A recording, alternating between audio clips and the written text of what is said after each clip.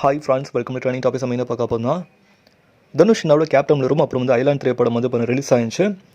So இந்த படத்தில் எது பொங்கல் வினர் அப்படின்ற மாதிரி நிறைய கேள்விகள் வந்துட்டே இருக்குது. சில பேர் சொல்கிறாங்க ஐலாண்ட் படம் ஃபேமிலி ஆடியன்ஸ் நல்லா போயிட்டுருக்கு சொல்கிறாங்க. ஸோ அதேமாதிரி கேப்டன் வரும் வந்து பார்த்தா பிரம்மாண்டமாக போயிட்டுருக்கு.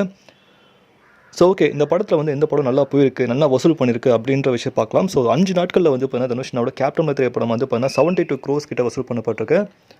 அதை தொடர்ந்து ஐலாண்ட் திரைப்படம் வந்து பார்த்தீங்கன்னா 56 crores வந்து வசூல் பண்ணப்பட்டிருக்கு. 5 days வந்து பார்த்தீங்கன்னா 56 crores வந்து வசூல் பண்ணப்பட்டிருக்கு.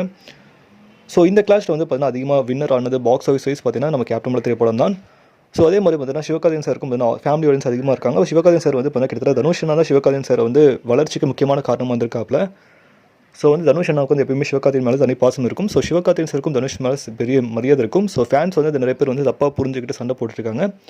ஸோ தனுஷ் அண்ணாவோட கேப்டன் திரைப்படம் தான் வந்து பார்த்தீங்கன்னா அதிகமாக வசூல் பண்ண திரைப்படம் கேப்டன் மில்லர் வந்து.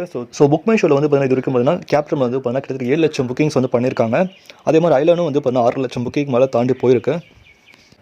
இதை பற்றி உங்களுக்கு அதை வந்து கீழே கமெண்ட் பண்ணுங்கள். மேலே சேனல் லைக் பண்ணுங்கள், ஷேர் பண்ணுங்கள், சப்ஸ்கிரைப் பண்ணுங்கள், மறக்காம பெல் ஐகான் கிளிக் பண்ணுங்கள். மகிழ்ச்சி.